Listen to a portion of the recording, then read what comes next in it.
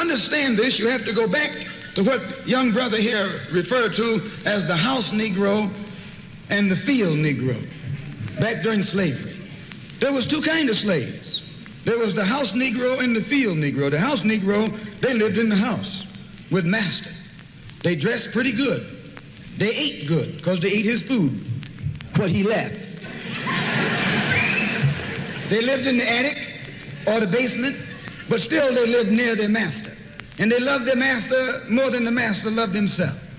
They would give their life to save their master's house quicker than the master would.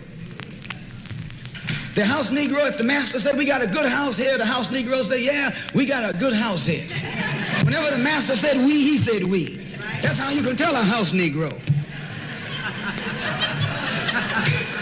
If the master's house caught on fire, the house Negro would fight harder to put the blaze out than the master would. If the master got sick, the house Negro would say, what's the matter, boss? We sick. We sick.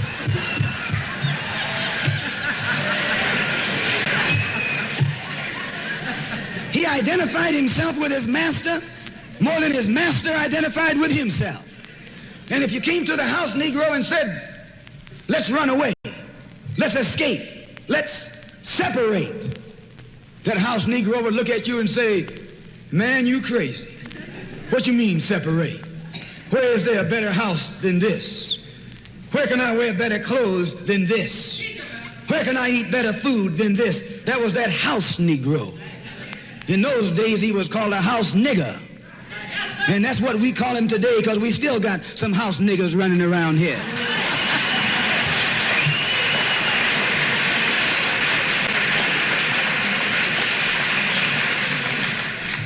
This modern house Negro loves his master. He wants to live near him. He'll pay 3 times as much as the house is worth just to live near his master. And then brag about, I'm the only Negro out here.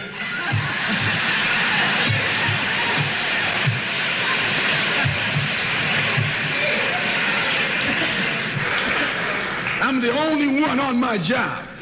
I'm the only one in this school. You're nothing but a house Negro. And if someone come to you right now and say, let's separate, you say the same thing that the house Negro said on the plantation. What you mean separate? From America? This good white man? Where you gonna get a better job than you get here? I mean, this is what you say. I ain't left nothing in Africa. That's what you say. Why, you left your mind in Africa.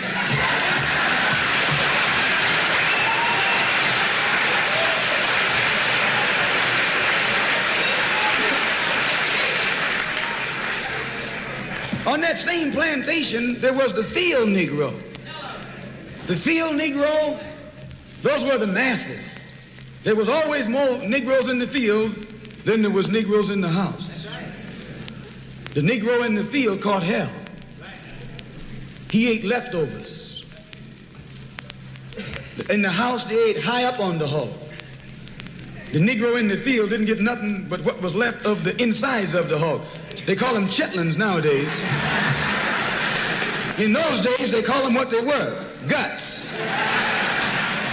That's what you were, a gut eater. And some of you all still gut eaters.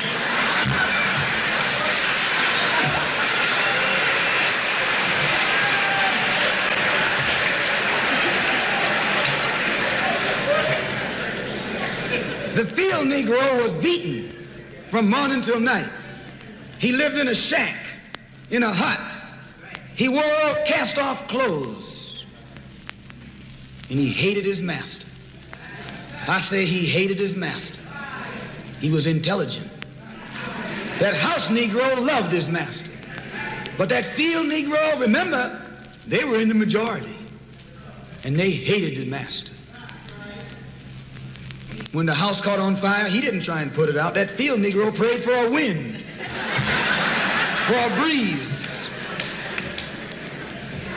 When the master got sick, the field Negro prayed that he died. If someone come to the field Negro and said, let's separate, let's run, he didn't say, where are we going? He said, any place is better than here.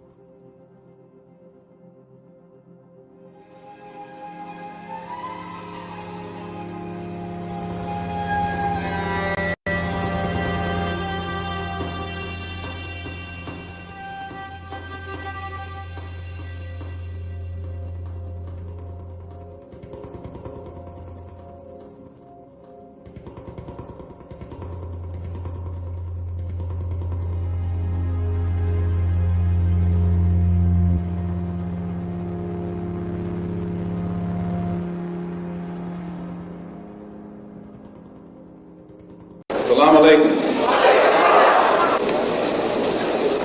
Mr. Moderator, our distinguished guests, brothers and sisters, our friends and our enemies. Ladies and gentlemen, we are live! Bismillah wa salatu wa salam wa rasulullah wa ba'd. In the name of Allah, and the peace and blessings of Allah be upon his last and final messenger. Family, friends, foes, haters, and hateettes, welcome back to the Feachaz. I greet you all in peace and love, no hatred of my heart. Assalamu alaikum wa rahmatullahi wa barakatuh. So before we begin, please like, please subscribe, and please share. As you know, we got a hella haters up in here, and family, boy, we got a doozy for y'all today, man.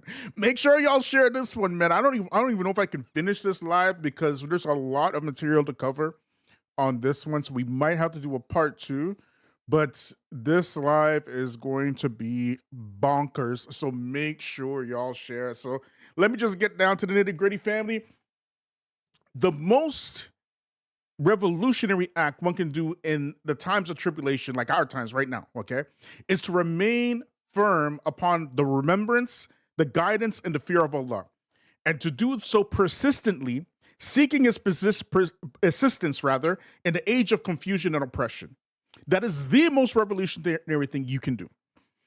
As we approach the nearing of the coming of the Antichrist, the Dajjalic infrastructure is being set, and the environment of coercing the masses to oppose Allah's guidance is being reinforced. The tools of the Dajjal and his minions are plentiful and formidable.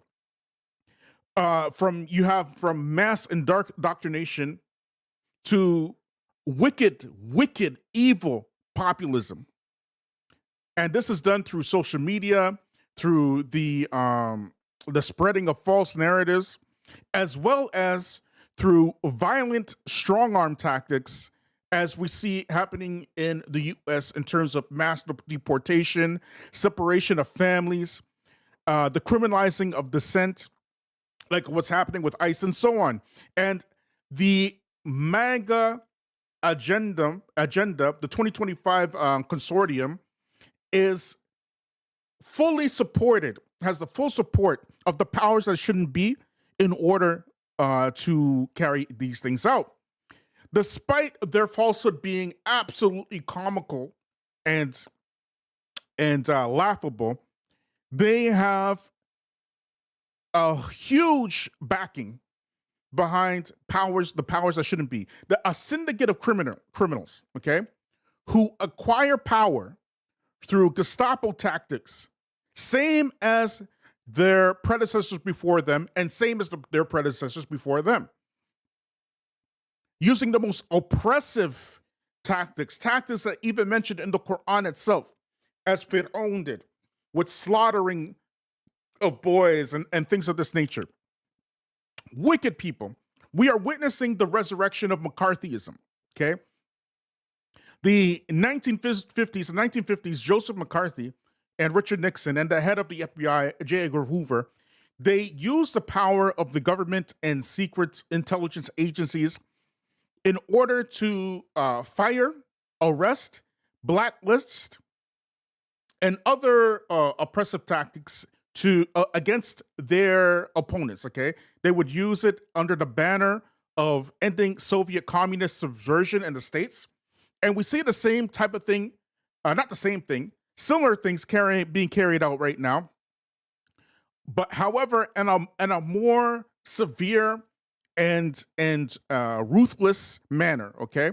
The manner of weaponizing the government against the dissenters of Donald Trump today and the MAGA regime and pro-Palestinian dissenters it far exceeds the McCarthyism of the 1950s, okay? We're not going to get into the history of McCarthyism. Y'all can look that up on your own time, all right? All right. However, know this, that the white supremacists have been practicing the purging of their societies as far back as the Spanish Inquisition. which is essentially the same thing. You know, you have the Inquisition, you have the Red Scare between 1917 and 1920. You had Nazi Germany's anti-communist and anti-Semitic campaigns between 1933 and 1945. You had what is known as the Rivenaya trial in South Africa, which is the anti-apartheid, basically hunting down the anti-apartheid leadership and whatnot in South Africa and whatnot. And then you have what is happening right now in the USA, not just in the USA, but all over the world, including Europe, including South America and whatnot, with the rise of the far right populism. So, of course, you had the reign of terror and fear imposed on the wider immigrant Muslim society and the Patriot Act during the 9/11 period, right? And the birth of Guantanamo Bay, which is all of these Puritan tactics keep coming about throughout history with these racist white supremacists and the racist dominant society.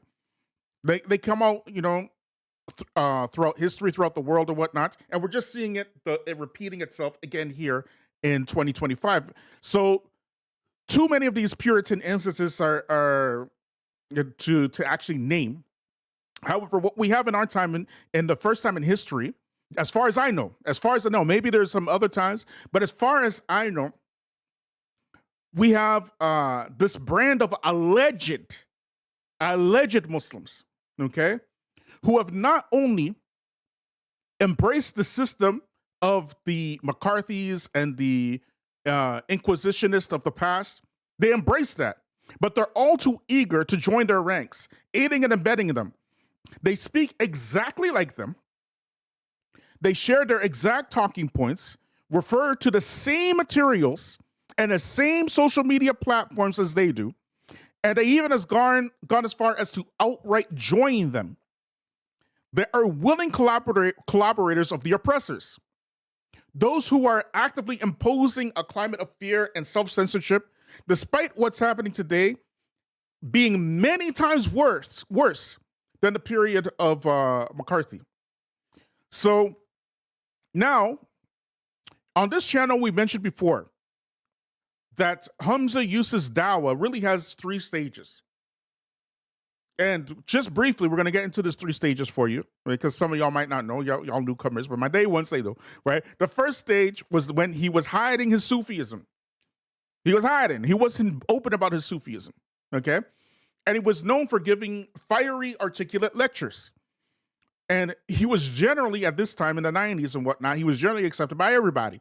So everybody loved him at this time, right? The second stage was when he finally came out as a hardcore Sufi during the, I would say around the mid to late 2000s, sometime around there, right? Came out as a hardcore Sufi and introduced some of the West's most radical Sufi personalities, such as New Hamim Keller. That's the second stage of Dawah. The third stage is what we currently know, is where he is positioning himself as an intellectual and an academic and a thought leader. This is a stage that he's currently in, and I believe that he's transitioning into a new stage as we speak. But these are the 3 main stages of Dawah for Hamza Yusuf. Now, for those of you who are familiar with the first stage of his Dawah, he was someone who wasn't afraid to call out the American government and their oppression in the West. He would do this regularly, rather, either on minbar or in his general lectures, and gave some of the most hottest, fiery lectures you ever heard, particularly against the U.S. government. Then suddenly, he changed. Who wants to guess what changed him? Somebody put in the chat. Who wants to give it a shot? Who wants to give it a guess? Okay. Why did he suddenly and abruptly change the way that he spoke? Just put your guesses in the chat if y'all know. Okay. He went from giving these fiery, hot lectures to these soft kumbaya talks. And he's never went back to the fiery Hamza Yusuf ever since. Okay? And I'm telling you, he used to shame the U.S. government. He would not be afraid to call them out both on their foreign and domestic policies. Do y'all know what happened that changed them? Who wants to give it a shot? Who wants to give a guess? What happened that very suddenly and quickly changed his tune? Do y'all want to give it a guess? Who wants to give it a shot in the chat? I'll give you a second. What is it that caused him to become this hot, fiery lecturer to this passive, soft, a kumbaya talker? Does anybody know the incident? We mentioned it on the channel as well. Well, what changed was 9/11, okay? 9/11 neutered him.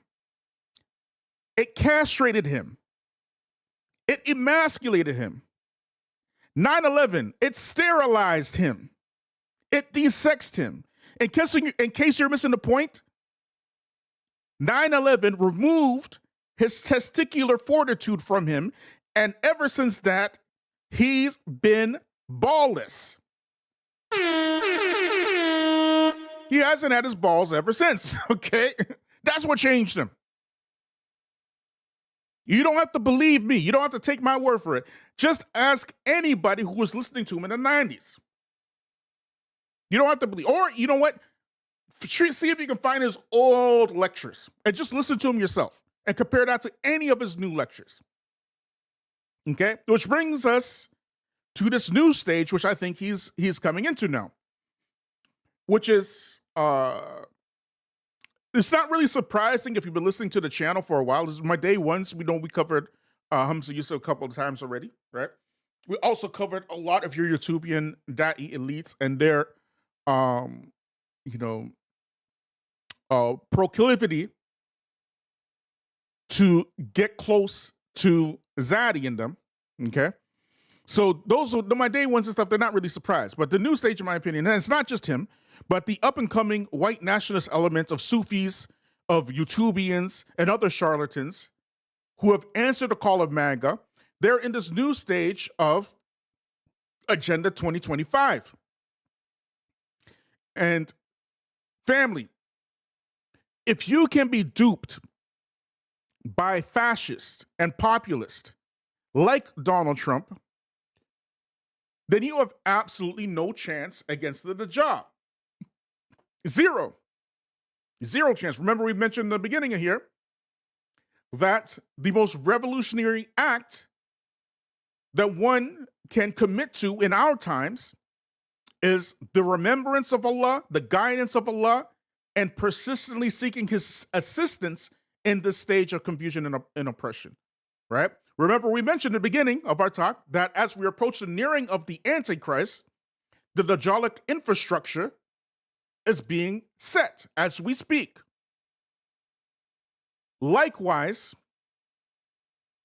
if you are duped by MAGA and Donald Trump and the Agenda 2025, far-right policies, that you do not have any chance at all against the Dajjal. Zero. If a comical, cartoonish liar like Donald Trump can confuse you, someone whose lies are so astonishingly incredulous, lacking merit and common sense, that just one lie on face value would make you laugh, then you seriously got no chance against the Dajjal, if you can get confused by that. Okay? Hamza Yusuf isn't one of those. He's not somebody who is confused or duped by the populism of the far right. Neither is Ismail Royer. He's not one of those. Neither is Farouk Post. He's not one of those. Neither is Tom Fakini. He's not one of those. These are not people who are just misinformed about the far right, but rather these are people who are willingly and openly kissing the ring, which is bad enough. That's bad enough if you openly kiss the ring. You would expect that from white nationalists and, you know, the wider moralist immigrant community or whatnot, and people who have no people who have their entire world is based upon this white supremacy. You expect that from them. You wouldn't expect that from folks who are alleged leaders in the Muslim community. This is the first time I've seen it. Okay, but it's bad enough that they are kissing the ring, but they are also openly calling to MAGA fascism openly and unabashedly. So let us get down to some of the evidence here. Okay, family, I'm going to play a clip here. 1 second, y'all. Let me just get this queued up. Like, subscribe, share. Hit me up on Patreon, family. 1 second, y'all. Don't forget to like this video, family, and don't forget to share. We're going in today, okay? We are going in. Let me just get this. 1 second, y'all. There we go. So let me just share this with y'all.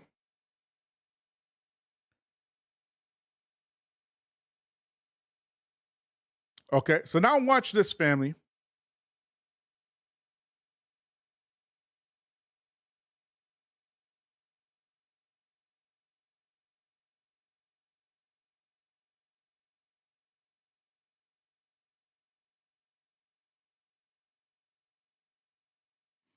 I want y'all to hear that one more again, okay? Listen what he said, y'all, okay? It's a short clip.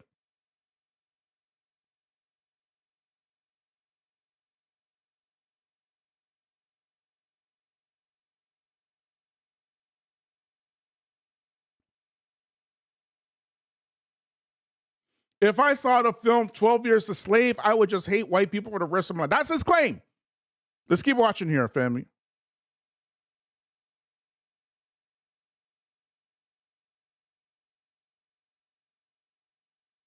The person who made the film was one of the head of the Israeli intelligence agency, according to Hamza Yusuf, okay? Keep watching, y'all.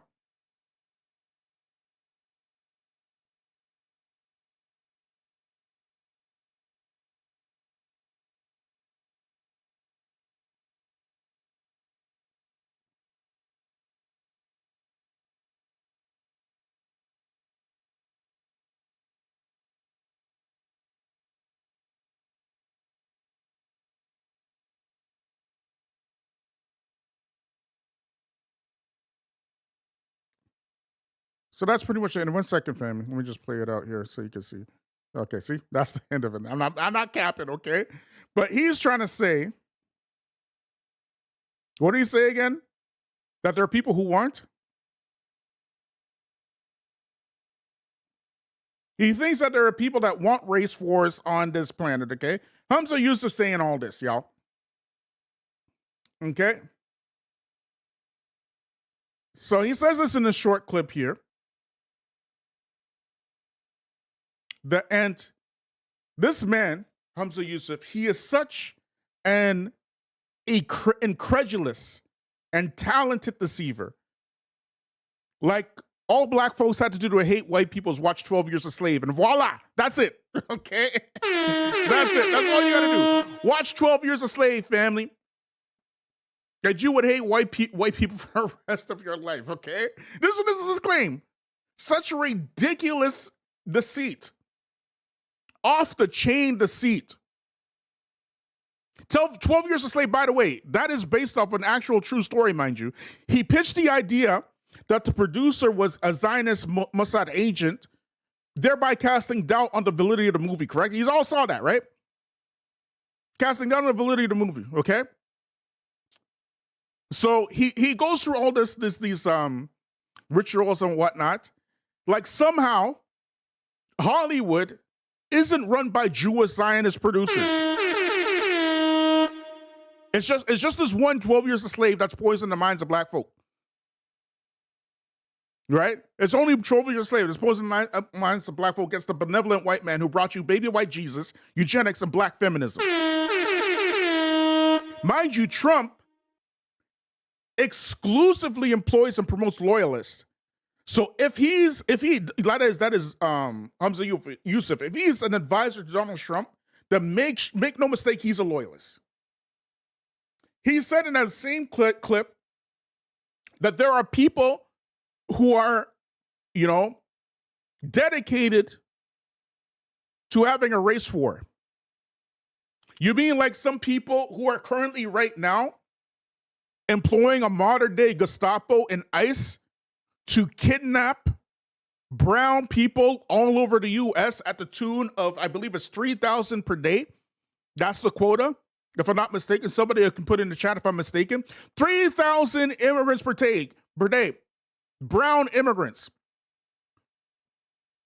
Without any due process whatsoever, just picked up on the street, separating mothers from daughters and fathers from sons and husbands from wives, separating entire families, kidnapping, sending them to some other country somewhere without any due process whatsoever. Do you think that person is currently involved in an undeclared race war? You think so? But we mentioned before in our last live that every prophet, every messenger was sent to their own people, correct? And the first people that they would fight, if they had to fight, was who? Was it some other people from some other place somewhere? No, it was always their own people. They would have to fight them, whether with argumentation or physically fight them. They would have to physically fight them. Like what happened with the Prophet Muhammad ﷺ and his very own tribe and people in the Quraysh. He actually had to physically fight them. These folks, your racist and white supremacists, wearing thobes and beards, never, ever, ever, ever, ever, ever, ever, ever, ever, ever, ever, ever call their own people to account for their oppression against other darker skinned peoples of the planet. But rather, they make video clips like this where they accuse a movie of being responsible for this unjustified hate that black people suddenly came up with against white folks. Had nothing to do with the actual slavery that 12 years of slave is based on, had nothing to do with mass incarceration, had nothing to do with war on drugs, had nothing to do with what's going on today with the Gestapo and ICE kidnapping people and arbitrarily deporting them without due process or anything like that, had nothing to do with them violently quelling pro-Palestine protests, had nothing to do with them firing dissenters in academic institutions like colleges and universities. Tenured positions.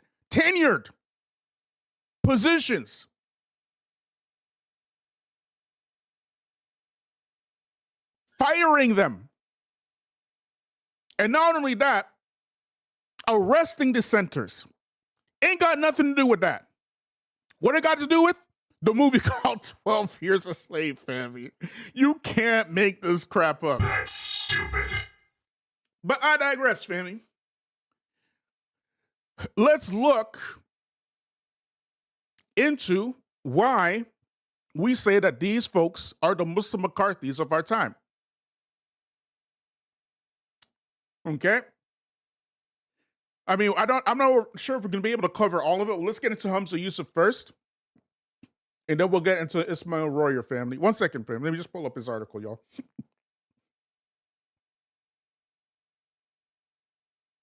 1 second, family.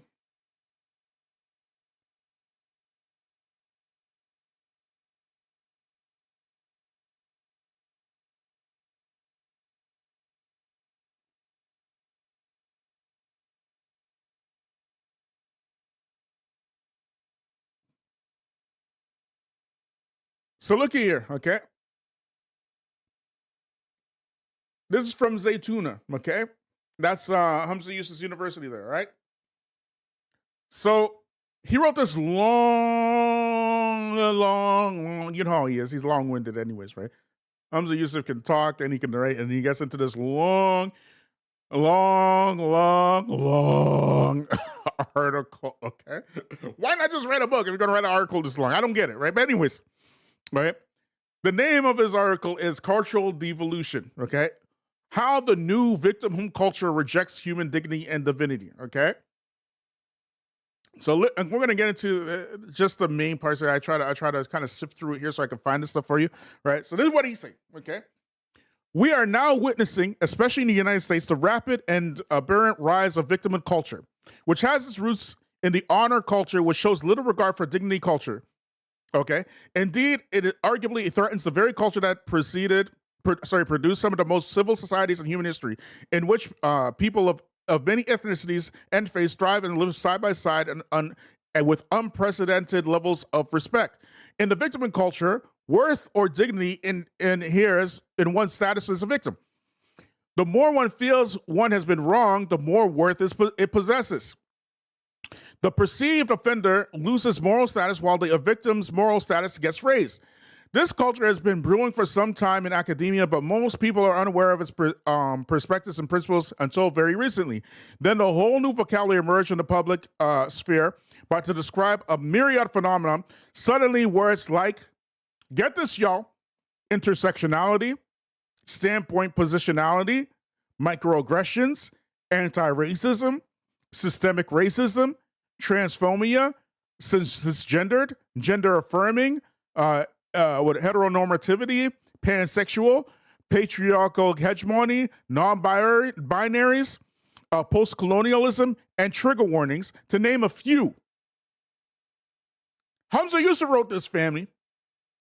Family, let me tell y'all something, okay? The hypocrisy that Hamza Yusuf is displaying here, for those of y'all who know Hamza Yusuf, you know right away that this dude, there's something wrong with this guy, okay? Remember we mentioned that he was neutered after 9/11, right? We mentioned that. And you don't have to take my word for it. You can ask anybody who was around during the 90s to explain to you the difference between his pre-9/11 lectures and his post-9/11 lectures. Totally ballless. Okay? But did you know that from the legacy of Hamza Yusuf himself and his basically the effect that he had on the wider Muslim community is his proportion and his general advocation against what he has termed Islamophobia. He is one of the biggest. And remember, we said many times on this channel, Islamophobia is not a thing. We still stand by that. We stand by Islamophobia not a thing. And Islamophobia became a thing after 9/11. But what we never mentioned on this channel, right, is that he was one of the biggest, if not the biggest, warriors behind this term, Islamophobia. Flag bearers behind the term Islamophobia. And using it as a term in a very liberal manner to do what? To do what? To become a purporter of the very same victim mentality that he now pretends to be against.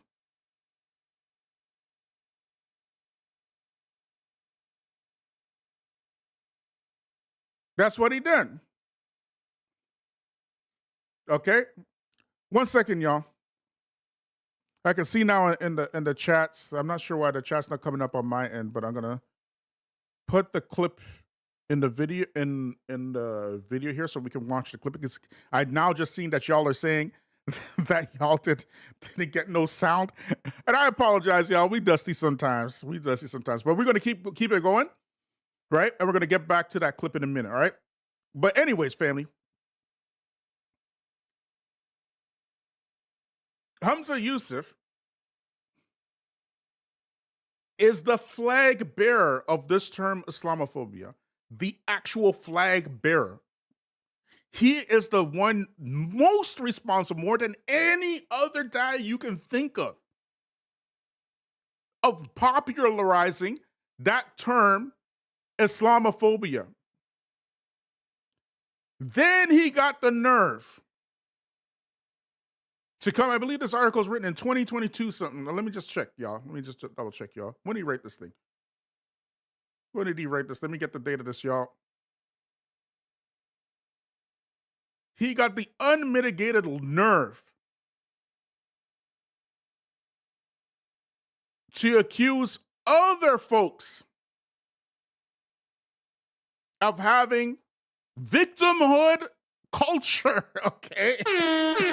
While being a flag bearer of the most, in my opinion, one of the most harmful victimhood terminologies amongst the Muslims. To me, I do not agree with this term. I never agreed with it from day one. For the first time I heard it, from way back 30 years ago, whenever it was, never once did I ever say it from my mouth to explain anything anti-Islamic ever. I've always been against it. But here you come, the flag bearer of this term Islamophobia, telling you that terms like anti-racism, systemic racism, all this other stuff, right? All of these are terms, are new vocabulary based upon perceived injustices. That's what he's saying. You cannot make this stuff up. So let's get back to it, family. 1 second, y'all. Perceived injustice and harms to the victims have led to proselytizing fervor that amplifies and eclipses the public discourse. One question of these perceived upon pain of being canceled of, or being benighted and bigoted for violating unwritten rules of social engineers, zealously pursuing a new world free of inequality and oppression. Free from the past, they believe all that can be liberated to choose their own genders or lack thereof, and none may dissent or raise an eyebrow. Right? Then what do you see? Somebody who champions the term of Islamophobia does not have the right to say anything about victimhood culture, okay? You lose that right when you start championing the term Islamophobia. The only reason why you would champion the term Islamophobia and then claim that this victimhood culture is a thing is because you have, again, ridden the waves of populist talking points, i.e. far-right talking points. And we told y'all that the way in for the far-righters is always to come in the guise of, saying, oh, we're just against the whatchamacallit, the liberal left and all this kind of stuff, the LGBTQ agenda and all kind of stuff. That is their way in. When the truth is that it got nothing to do with no LGBTQs or nothing like that, but rather it's pushing far-right talking points. Exactly the same way that Donald Trump and the MAGA elites are using their bully platforms, as well as the bully pulpits, and as well as the might of ICE agents and whatnot, to claim that they're using these agents in universities to go after anti-Semitism. You get it? Are they really going after anti-Semites in universities and colleges throughout the West?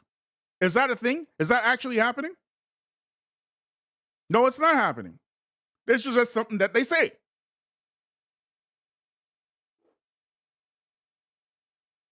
1 second, y'all. Let me get the second part here. 1 second, family.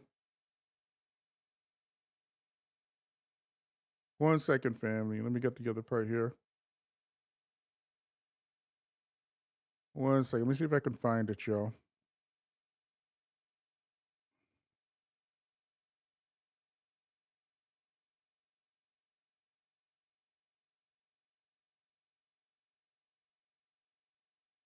One second. There's so much in this article. Let me see if I can find it. 1 second, y'all.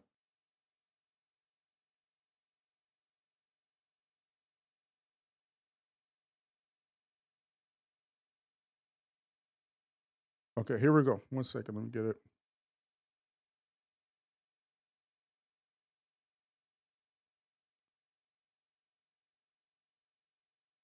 Just make dua that I can wipe the dust off this channel, family. I know we dusty, man, but y'all got to be patient with me. I just saw one man show up in here, family. 1 second, y'all. 1 second. Let me get this up here.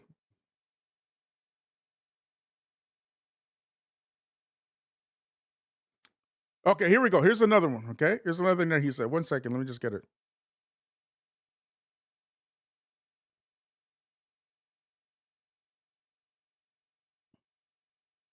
Hamza Yusuf, ready? In the United States, driven by increases in literacy and technology, honor cultures transition into subcultures, and the slights and insults that warranted a response to defend one's honor were common enough to be reflected in popular music and films.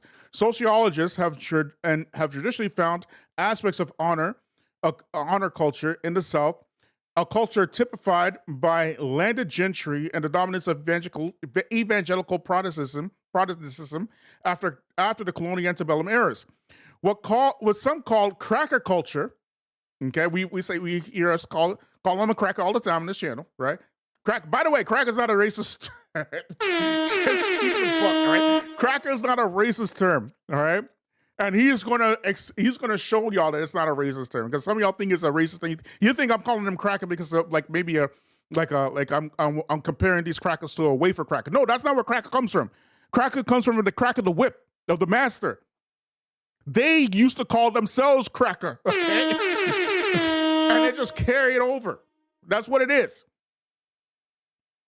They used to call themselves cracker, and he's exemplifying that. It's somewhat called cracker culture, still exists in poor white families, a vestige of honor tradition in Ireland, North England.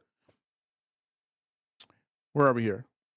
It impacted poor Southern blacks who interacted with with Southern whites, disparagingly referred to as white trash. This family, you know where he got this from? He got this from Thomas Sowell. We told you all about Thomas Sowell on this channel before, right? Thomas Sowell, all he is the Harvard contingent of white supremacy and blackface. Okay, he is a Hoover Fellow. He's a very intelligent person. He's an economist, not historian. He wrote this book called what is it called?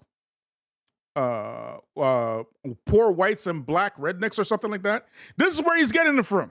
Okay, out of all the books that he could have read, that he could have referred to, he is referring to Thomas Sowell. That's stupid. Mind you, Hamza Yusuf is somebody who is well read. He could read anything that he wants. He's an avid reader. This is what he's reading. And he's reading this because he's down with the agenda. Anyways, I digress. However, in poor white communities, honor took on the dimensions in the 21st century in Spike Lee's film Malcolm X, reflecting mid-century events.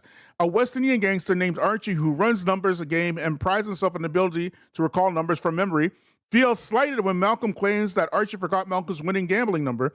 Archie becomes enraged and attempts to kill Malcolm. Years later, Malcolm finds Archie old, broken down, suffering from a stroke, reminded of the event, and Archie tells him that he didn't mean anything by it. But to protect his reputation, this scene reveals the essence of honor culture. Those born and bred in it and have no agency, but must act according to the dictates inherited by a cultural sense of honor, right? All this is getting from Thomas Sowell. All of it.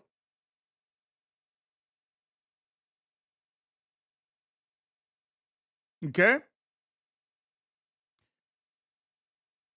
The reason why he is doing this is because he's trying to highlight something within the black community and saying that this thing in the black community, it doesn't come from racism. It just comes from blacks learning from poor whites, like from the book in Thomas Sowell, right? That's what he's trying to say, right? Look here. He says, when Elvis sang, "Don't You Step on My Blue Suede Rouge," most white Northerners likely missed the significance of the statement, but the cracker culture of the South, where songwriter Carl Perkins, who composed the lyric, came from, knew exactly what it meant. To step on a man's shoes was to risk a knife fight, and many a man and a few women lost their lives as a result of stepping in one another's shoes. As noted earlier, this cracker culture deleteriously influenced Southern black culture. Yeah, get it? Sorry, look at here, family. All you have to do is compare what he's saying to what Thomas Sowell says. It's like I'm reading Thomas Sowell verbatim.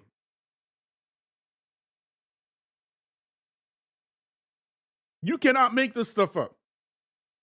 So he goes to one of the most notorious anti-black black intellectuals, reads his book, and puts it in an article and passes it off as some sort of Islamic enlightenment. These are the folks who Donald Trump has hired now as as advisors, okay? Folks like this. So instead of shedding a light on the white supremacist, he's putting the light now on the black community.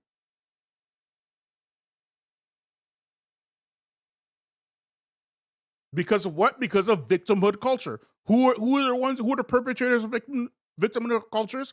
Those black folks complaining about racism. That's what he's saying. You get it? The benevolent white man didn't do anything wrong. There are no black victims. What are you talking about? You have victimhood culture. That's what he's saying.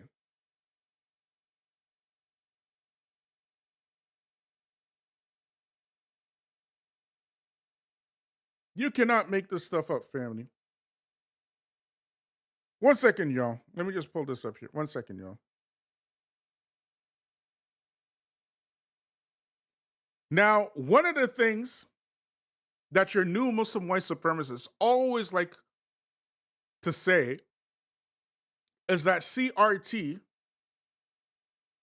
critical race theory, is a stem-off or an offshoot of Marxism. Without proof, without evidence. Just like the McCarthys of the past used to randomly accuse other folks of being, communists or whatnot, and just like the Trumps of present day randomly accuse pro-Palestine protesters of being Hamas and anti-Semites and all kind of stuff. With the new McCarthyism and the new devil's advocates, one of their leadways into vilifying people is to say that CRT, that is critical race theory, is a stem-off of Marxism. Just like this funny guy, this funny looking guy, Ismail Royer, has written about. We talked about Abdullah Andalusi saying it.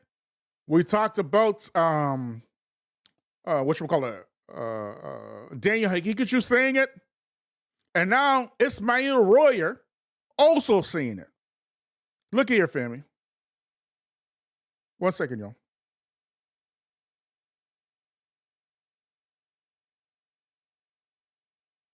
This is from Ismail Royer. Another long article, not as long as Hamza Yusuf, but look at here. You don't know what critical race theory is by Ismail Royer. Okay? He says here, 1 second.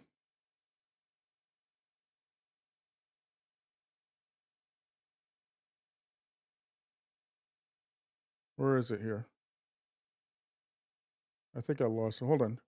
Let's read through it. Traditional religions found truths and morality on God and reason. The Enlightenment, on the other hand, rejected God and instead attempts found truth morality on reason alone. The postmodernists, this is what they always accuse CRT of postmodernism. Postmodernism. Right? CRT ain't got nothing to do with no postmodernism and no postmodern anything. Okay? CRT is the study of how the laws are used to implement racism. That's all CRT is.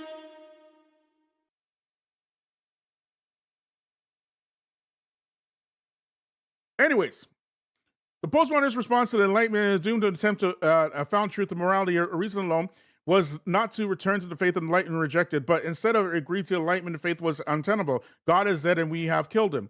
While also rejecting Enlightenment's embrace of reason and replace the faith of some, Enlightenment rejected God to keep the reason, while postmodernists reject God and reason and says claim of truth and morality are merely exercises in power. That's why to a believer, now he's attaching his whole critique of CRT to what a believer is. Mind you, all these folks who say that CRT is Marxism and postmodernism, all kind of stuff, right? All these folks who say all this stuff never, ever prove it. Not one single shred of evidence, not one article provided as evidence. They make these vague assertions and these far-fetched comparisons to try to say CRT is Marxism, right? Which we'll see in a minute. Okay, watch here. So that's why to believer critiques CRT by atheist liberals like Helen Pluckrose often make a lot of sense. Atheist liberals, okay? Because liberals are right insofar as they argue that the truth does exist, that reason helps the gas, but also why postmodernist critiques of Enlightenment also make sense to believers. Because postmodernists are correct in pointing out founding morality and reason alone is impossible, and that liberalism is merely a mirror image of bourgeois values in the 18th, 19th century, and European Christians, which Enlightenment thinkers attempted to elevate to the status of universal truth while blowing up expositional foundation of by rejecting God. Okay, all of this is just fluffy. These guys, they do the same. If you watched my refutation of Abdullah and Lucy, I mean, watching his refutation of CRT was mind numbing. Right? It was just like a chore. It was it was a chore. 3 hours. I had to sit 3 hours with that, and just to find out he didn't have any argument whatsoever. He just made a claim. This is what these folks do. They just make claims. But the CRT have the tools that is useful in understanding the nature of race-based injustice in America. Yes, but only in the sense that, for example, things like universal truth and objectivity are fact. In fact, quite often are false. Quite often have historical roots. Quite often serve an agenda to those in political power. But this insight is hardly unique to CRT. I don't even understand why he wrote this. But anyways. And in fact, postmodernism generalizes the fact that some truths are claimed on more products in the same place, and conclusion all truths are claimed on products at the same time place. Thus, the adoption of CRT in the extent that believers is a serious mistake. Thus, the adoption of CRT by any extent by believers is a serious mistake. Thus, the adoption of CRT by any extent by believers is a serious mistake. He literally said a whole bunch of nothing and saying that the adoption of how do you adopt CRT? How do you adopt CRT? Either the thing happened or it didn't happen.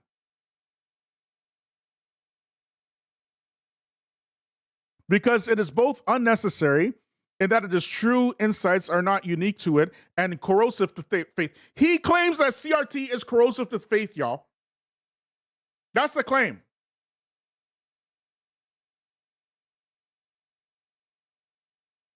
Then he continues, okay? But didn't Muslims and Christians incorporate such much of Aristotle's thought? Yes, in a sense, but not the same thing. Historically, see, he goes on to say that Muslims incorporated Aristotle, which is okay. Aristotle is a philosopher, so philosophy can be accepted or rejected. But CRT is history. Either it happened or it didn't happen. But if you accept the actual historic events of the situation, it's corrosive to faith. That's what he claims. That's what he claims, because according to him, CRT is Marxism. Historic Islamic scholars benefit from the wisdom of a great many people, cultures of pre-Islamic Arabs to Greece, Persia, beyond, but they rejected the very notion of truth and reason. This is ridiculous. I can't believe from what I'm reading here. There is very little to benefit and much harm to attempting to incorporate wisdom in a strand of thought which rejects the very foundation of faith and indeed rational thought itself, which allows of faith, especially in any insights, a strand of thought that might have are to be found elsewhere. Islamic scholars spent no energy attempting to derive benefits from barren ideas and methodologies like Sufism, for example, which postmodernism in many ways resembles. This is some of the most incoherent crap. And then you find, immigrant Muslims all over the place eating this stuff up and trying to repeat this stuff to black folk. And they just sound crazy. This whole diatribe is just incoherent. So wait a second. They rejected Sufism, but accepted Aristotle? Like, what? That's stupid. You said this all in one paragraph, y'all. Like, this is crazy, man.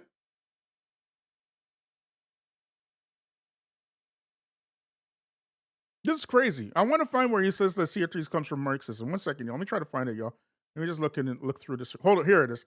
Okay, CRT adopts many aspects of Marxism. Okay, that's the point we're trying to get. CRT adopted many aspects of Marxism.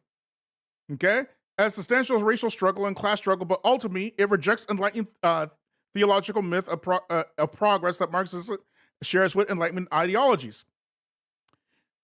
Look here, family. Let me tell y'all something, okay? Karl Marx.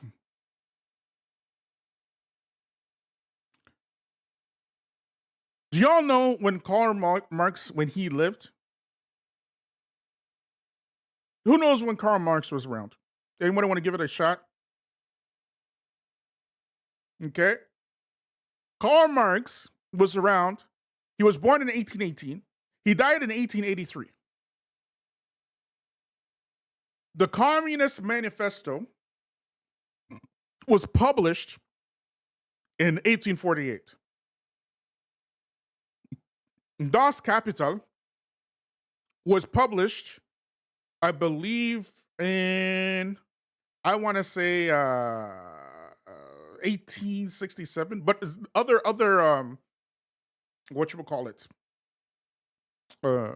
volumes and works where it's kind of like revised and stuff like that. But I want to say around the late 1860s, right, for Das Kapital. But for sure, the Communist Manifesto, 1848. Okay, for sure, 100%. Okay, he was born in Prussia, 1818, family, 1818. Okay, look at here, family. During the presidency of Thomas Jefferson, okay, it was in 1787. There was a huge conundrum because the colonies were trying to form this new country, and the issue of representation came up. Okay, so the South, they had the most slaves, and they said, we want to make our slaves a part of the population for representation for this new country. And the North was like, Negroes? Negroes? They're not people. They ain't people. You can't be represented by Negroes. And the South said, well, you're not going to let us use our Negroes to represent. Mind you, the entire time, they didn't believe that black folks were human beings, okay? They didn't believe that black people were a part of the human race. They believed that they were cursed. They believed that they were meant to be perpetual chattel into infinitum. This was the belief held by a Caracas, okay, in the 1700s. Were they Marxist? Were these folks Marxist? Some 40 years before Karl Marx was even born?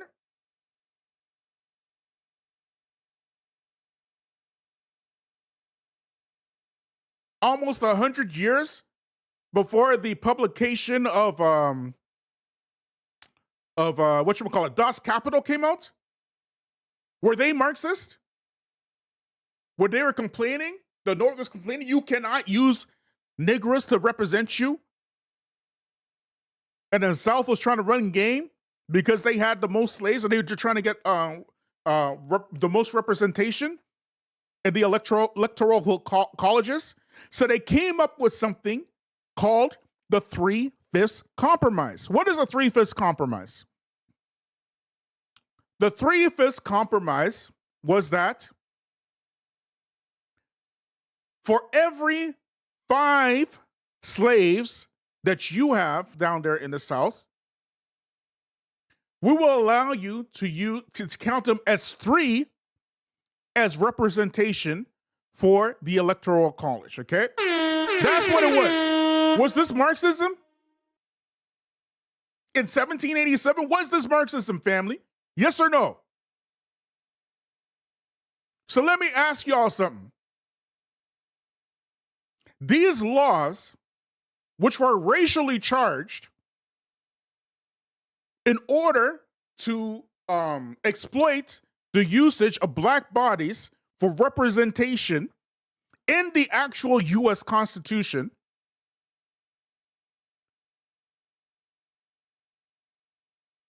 was this Marxism? What are you talking about today? What are you saying? What are you saying? So when somebody points this out as being an actual thing that actually happened in actual history, they accuse you of being a Marxist. The 3/5 Compromise. Racially charged laws. Y'all can't make this up. Dred Scott. Dred Scott, born in 1799. We talked about him before on this channel. And he died in 1858. Dred Scott was a slave. Long story short, essentially, he was re-kidnapped, or rather his wife was re-kidnapped in a free state, okay? And he took, which state was it? Was it Wisconsin? Somebody put it in the chat. I can't remember. I think it was Wisconsin. I'm not mistaken. Either, I can't remember, right? But anyways, he took them to the Supreme Court and basically said, you cannot re-enslave a person once they are freed. Okay? We went into this in detail on this channel before, okay? You know what the Supreme Court said? Who remembers what the Supreme Court said? Y'all want to know what the Supreme Court said? The Supreme Court said that there are no rights that a Negro has that a white man is bound to respect. This was a Supreme Court ruling. This was in 1846. Were they Marxist? Were those folks Marxist?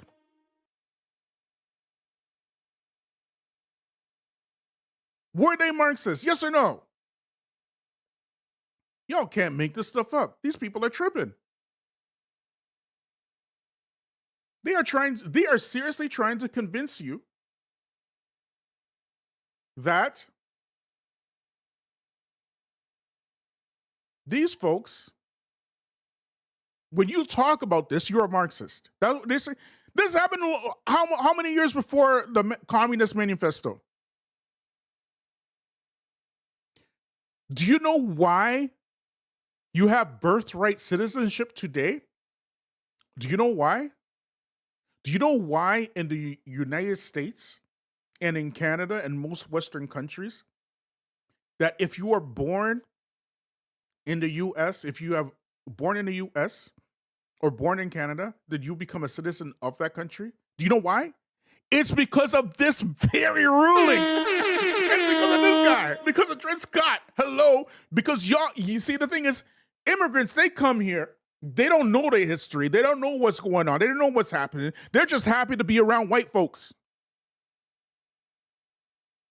They don't know how we got here.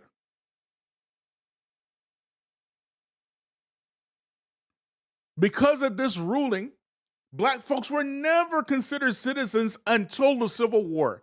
In the Civil War, I believe which amendment was it? I can't remember, family. But basically, in order to correct that Supreme Court ruling, they gave what is known as birthright citizenship, effectively making black slaves citizens of the United States. And they did that because black folk fought for the Union, i.e. the United States. Did y'all fight for the Union out here talking about CRT and stuff? Do y'all have any blood, sweat, or anything like that invested in the Western world at all? Were y'all families kidnapped and brought over in a transatlantic slave trade, which you are now calling Marxist? If I talking about it affects my religiosity and stuff. Ismail Royer. These folks are really audacious and absolutely treacherous in the absolute sense. They are truly devil's advocates. In the absolute sense. But anyways, family, we're going to probably have to go into a part 2 of this. It's already like after 8, okay? It's late for me. I worked all day and whatnot.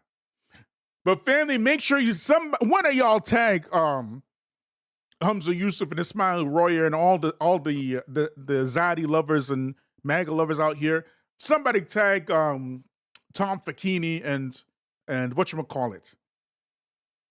Farouk posting them and Hakikuchu and all the white supremacists claiming to be Muslims. Somebody tag them, please. Right? We're gonna have to do a part 2 in this, inshallah. Right? So like, subscribe, share. Hit me up on Patreon, family. Don't forget to support the channel. And free the land, beloved. Free the land, free the land, free the land. What's the